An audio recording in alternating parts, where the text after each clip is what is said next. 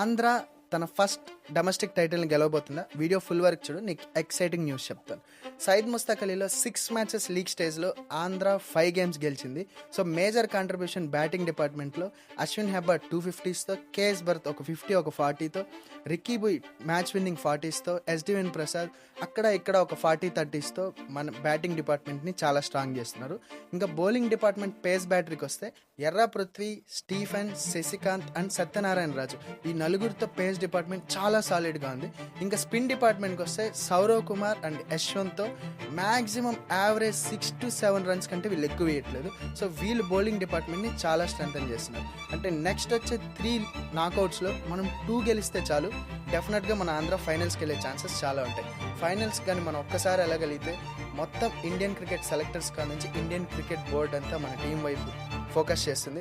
అక్కడ మన వాళ్ళు పర్ఫామ్ చేస్తే మన వాళ్ళు నెక్స్ట్ డెఫినెట్గా ఇండియా ఏకి కానీ నెక్స్ట్ వచ్చే ఐపీఎల్లో చాలా స్లాట్స్ ఫిల్ అయ్యే ఛాన్సెస్ ఎక్కువ ఉన్నాయి.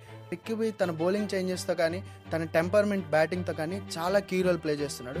సో రిక్కీ బుయ్ కెప్టెన్సీలో ఆంధ్ర ఫస్ట్ టైటిల్ గెలుస్తుందా లేదా మనకు కొన్ని రోజుల్లో తెలిసిపోతుంది. సో ఇలాంటి క్రికెట్ అప్డేట్స్ కోసం వెంటనే ఫాలో చేయి, షేర్ చేయి, లైక్ చేయి.